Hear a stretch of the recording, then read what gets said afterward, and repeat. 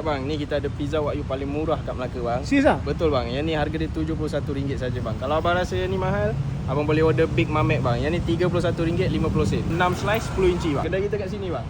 Kalau abang nak tengok menu lain, jom kita masuk dalam. Pizza Wagyu yang abang order tadi bang. Baik. Harga dia RM71 saja bang. 71 saja Betul bang. Yang ni Chico butter crab bang. Chico? Dia pedas-pedas sikit bang. Yang ni RM31.50. Oh, ni buttermilk ni? Betul bang. Oh. Ni Big Mamek kita bang. Rasa dia macam double, macam makan burger double cheese bang. Oh, Ni pun sama je? Betul. Ni pun RM31.50 saja.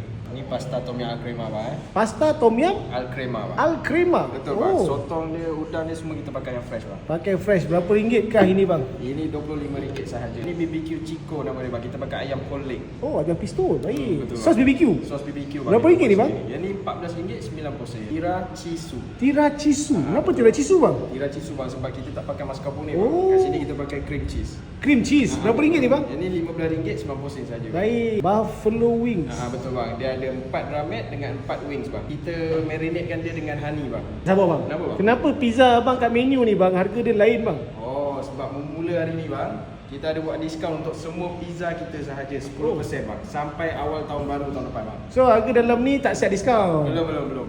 Ni dah siap diskaun. Betul bang. Yang ni dah siap diskaun lah. Sampai bila bang? Sampai 1 hari bulan 1 2026 bang. Habis buka pukul apa ni bang kedai? Kita buka daripada pukul 12 sampai 10 malam. Hari-hari kita buka kecuali hari Isnin bang. Tapi hari Jumaat kita buka pukul 3 sampai 10 malam juga. Cuti hari apa bang? Cuti hari Isnin bang. Ni saya makan dulu bang Sila bang. Bismillah bang. Nice. Terima kasih.